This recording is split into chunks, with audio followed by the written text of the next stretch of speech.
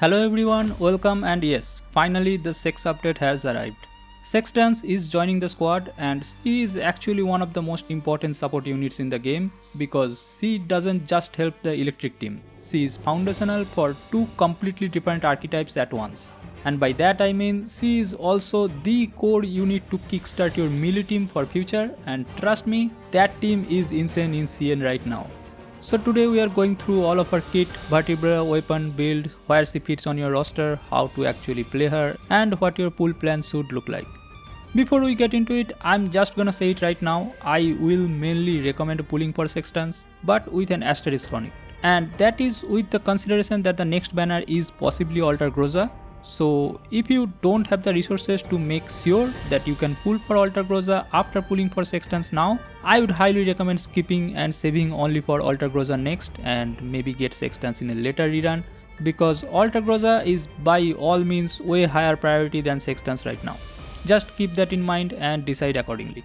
With that being said, let's get back to discussing Sextans and why C is a good pull. Okay, so starting with the TLDR first. Sextans is an electric and melee support doll.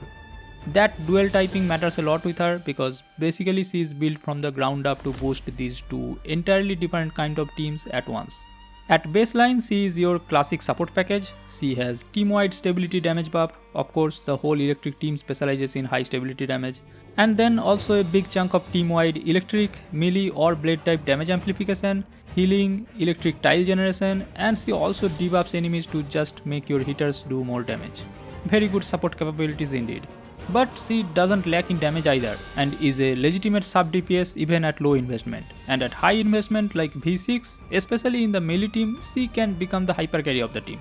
Well, the electric team up until now uses the positive and negative charge mechanic as we have seen, but Sextans has none of that in her kit. And I think that's for the better, otherwise she would have been more exclusive to electric team only. Right now her value is even higher on the melee team. She is the core on the team, and in CN this is the highest damage dealing archetype right now. I'm not kidding. Reminder, Sextans doesn't just buff blade units, she buffs both blade weapon damage and melee damage. Melee damage doesn't have to be from blade weapon. Voimastina does melee damage, Leva has melee damage in her kit when she punches after her ult, and right now the most broken unit in CN, Asteria, can do melee damage with a fixed key. All of them get buffed from Sextans, and this is why her value skyrocketed recently, and the melee team is outperforming everyone. We have some time before we get to Asteria, but even with who we have right now, especially Fetusa and Ulrid, we can start building the melee team and they boost Sextans damage output as well. There's one thing to mention here though, and that brings us to the pull recommendation. V0 Sextans is the most recommended pull, and it's enough for the electric team as their new core support as well as sub DPS, while Leva stays the hyper carry. And she can even replace Lena in the team now. So insane value right at V0. But if you are considering her for melee team, I would still recommend you to get her at V0 first, and she is definitely good there. But in order for her to be the core unit for the melee team and bring the most value and necessary buffs to the team, it's highly recommended to use her V6. Like I mentioned before, that's when she can become a legit hyper DPS for the team, at least until Asteria arrives. No one's competing with her, she is on another level. But yeah, right now in that case, I would recommend to borrow a V6 Sextans for the melee team if you can't personally afford to V6 her. And her signature weapon is definitely worth getting right after her V0 since we don't have that many blade options, and it's genuinely good for both melee and electric team. And also you kinda need it if you are gonna play multiple blade units in a team, right? We don't have that many options like I said.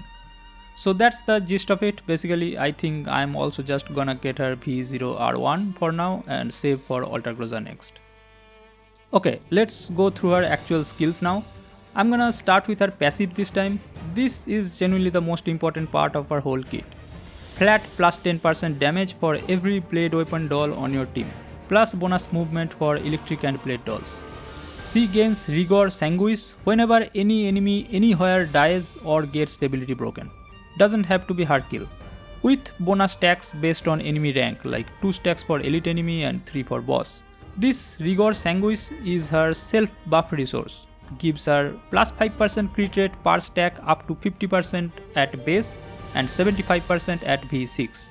And once her total crit rate goes past 100%, the overflow gets converted into equivalent bonus attack, healing and crit damage instead, up to 30%. It also directly scales the damage multiplier on all her own AoE skills, as we will see. Coming back to more of her passive, whenever an ally other than herself lands a blade attack, she spends a point of confidence index to automatically fire off Sanguine Emblem, a support attack that puts Carmine Emblem on up to 3 enemies in range that either already have Carmine Emblem on them or are standing on electric tile, and hits them for 60% attack melee electric damage that can scale up by 3% per Rigor Sanguine stacks. Her confidence refills every turn on its own, and she applies that Carmine Emblem debuff onto enemies ending their turn on an electric tile. This Carmine Emblem debuff makes the enemies take 7% more melee damage, stackable up to 21%. Okay, something to consider when learning her passive is that her support attack happens when, after an ally blade attack resolves, the enemy is either already having Carmine Emblem on them or standing on electric tiles, as we said earlier. And this is an issue right now before the tile reaction update if you are depending on the electric tile condition, since many blade attacks are AoE and that will remove the electric tiles and your Sextans will not do her support attack then. This won't happen after the tile reaction update, as electric tiles will stay and don't disappear after that. Her ultimate, she leaps into a cross-shaped area 4 to 8 tiles out and hits all enemies on the path for 120% attack AoE melee electric damage, tags them with Blood Kiss and drops electric tiles. Blood Kiss is just a Sextan specific mark that comes in effect with her skill 2. The damage multiplier of the ult can increase by 10% per her Rigor Sanguine stacks. Before this skill resolves, she also puts the same debuff called Lacerating Wound, just like Fetusa, on anything she hits. That one makes them take 40% bonus damage from any blade attack against them. At the same time, with this skill, allies in the area gets Amaranth Brand for 2 turns, which boosts their stability damage and gives 3% bonus electric or melee damage scaling off her Rigor Sanguine stacks. After her ult, she gets additional movement and also unlocks her skill 2 as a free follow-up. The ult has a 1 turn cooldown. Her skill 1, she picks a direction and hits everything in a 3x9 path for a 90% attack melee electric damage, which can be increased by 10% per her Rigor Sanguine stacks. Also applies the Blood Kiss mark to whatever she hits and heals every ally standing in that same area for 90% attack. After she uses it, just like her ult, she gets 6 tiles of free movement and unlocks her skill 2 as an immediate follow-up. So lastly, her skill 2, same shape as skill 1, same 90% attack melee electric hit in that 3x9 area, except it now generates voltage tiles for 3 turns, heals the team for 90% of her attack equivalent, and dispels a debuff of your allies. And here's the final part. If the target she is hitting already has Blood Kiss on it from her ultimate or skill 1, this detonates it for a second full instance of exact same damage as the first one, and she gains more stacks of Rigor Sanguine while clearing this Blood Kiss mark. So her whole skill loop is basically tag enemy with Alt or S1, then pop it with S2. Okay, done with her skills, now let's talk about her Vertebrae choices.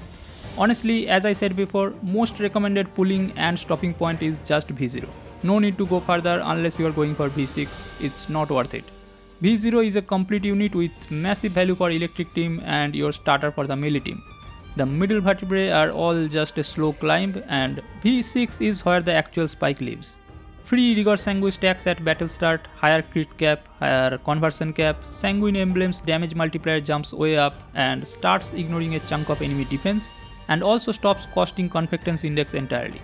And the biggest thing, when her confidence is full, which is now always since nothing costs this anymore, the whole team gets plus 15% bonus melee damage. We need this in a full melee team. This is the point where she stops being a support that also does damage and starts being a legitimate second carry, especially with other blade attackers and melee damage dealers. So simple recommendation, just pull her V0 and it's perfectly fine to stay there, or if you are a whale, go for V6. Her signature weapon is the clear best in slot. The team-wide passive is what makes it special. Any ally dealing electric or melee damage gets bonus crit damage and bonus damage dealt. It also helps keep her confidence full at lower investment levels, so this is a no-brainer choice to go for right after getting her V0. If you can't get her signature, Ulrich's blade Rectrix or the Battle Pass blade, both are strong alternative choices for her, doesn't benefit the team but are good statistics for her own damage output. And if you are full F2P with no other options, unfortunately you gotta do with whatever you have, meaning purple blades. For her attachments, it's the melee set Close Assault, no real competition, flat damage plus a big additional bump specifically on melee, 36% total melee damage in the end. Given nearly everything she does is melee, this is the only choice. Stat priority is attack percentage first, then flat attack, then crit rate, then crit damage. Target stats are about 4k plus attack, 80% crit rate and 150% crit damage. For fixed keys, her standard loadout is fixed key 1, Contractor's Bond. That gives her bonus rigor sanguine stacks at the start of battle based on how many electric or blade dolls are on the field, including herself. So it's basically always on. Fixed key 4 Withering Covenant is a team-wide damage buff against stability broken enemies, and fixed key 6 Black Swan's Feather is a flat team-wide stability damage buff. And if you are running a blade team with Fetusa right now, fixed key 5 Red Velvet Canopy is recommended since it generates extra voltage tiles of ally blade hits. This won't be needed after the tile reaction update. Her own common key is a clean flat damage key and genuinely good for her. Besides, you can also use Yuhi, Lind, Dosevnaya, etc. keys. Remember to evolve your keys to have attack percentage, crit rate and crit damage stats. For remolding core, you can stop at level 45 if you don't have the resources to go up to level 60. DNA flower choices are 2x Fighting Spirit, 2x attack unity or healing boost based on what's needed for the team, and 2x attack boost, with Ichor Conversion, Electric Smite and Electric Boost as your priority substats. Team-wise, Sextans really has two separate homes and they are built very differently. The first is the electric team. Sextans Leva as your main damage dealer, Jiangyu as a heavy stability shredding debuffer, and Andoris as the bulwark whose job is the negative charge implanter for Leva. The flexed 5th slot has traditionally been Lena V1, though very soon Alter Groza will be the pick going forward for that slot. Sextans is now a core unit for the electric team. Before her, it was pretty much just a Leva doing all the hard carry, but Sextans will genuinely be your second DPS for the team. You can go for either a V0 Sextans with a V6 Leva or even a V0 Leva plus a V6 Sextans combo for the team. Results are close between these two options. The second team option is mixing blade units in the team. And this is where things get interesting, because her passive turns her into a real sub-carry here.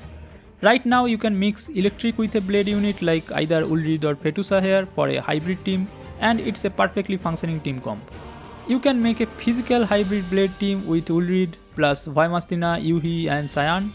And if you are more interested playing Fetusa alongside, you can go for a Coruscant hybrid blade team with Fetusa plus Klukai, Basti and Lind. You have so many options even right now, making her such a versatile pool for team building variety. But her most powerful melee team for future will be when Asteria arrives. Asteria's ultimate becomes a melee hit when she is running a specific fixed key, letting her directly benefit from Sextans buffs.